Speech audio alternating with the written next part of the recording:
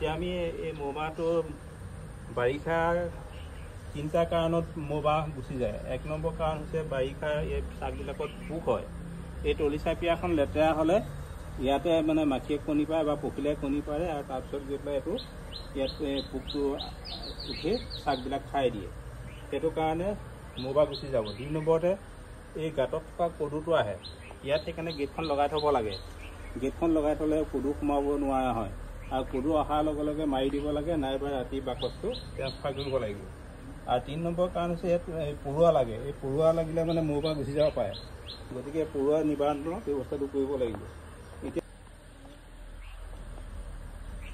এতিয়া আমি এখন তলিচাপিয়াখন এখন ধুনীয়া চফা হৈ আছে, ইয়াত পোক নাই। ইয়াত পোক নাই দিয়া।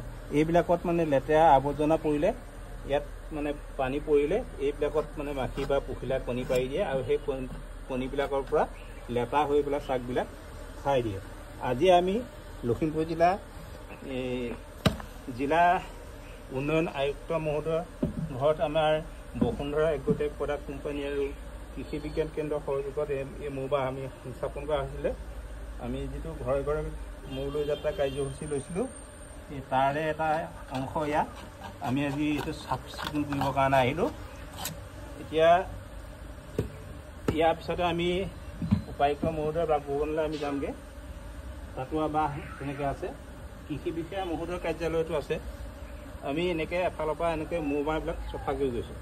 এতিয়া আমি ইয়াত শাকবিলাকত পোক লাগিছে নেকি সেইটো আমি চেক কৰিম। এই বাকচটো আমি এতিয়া ওপৰ খাপটো ৰসৰ যিটো চেম্বাৰ ইয়াত আমি থৈ ল'লোঁ, কাপোৰখন দি আমি এনেকৈ ঢাকি ল'লোঁ। তাৰপিছতে অকণমান ধোঁৱা দি ল'লোঁ। ধোঁৱা দি ল'লে মৌ মাখিবিলাকৰ খংটো অলপ কমি যায়। এতিয়া আমি এই শাকবিলাকত পোক হৈছে নেকি আমি তাক চেক কৰিম।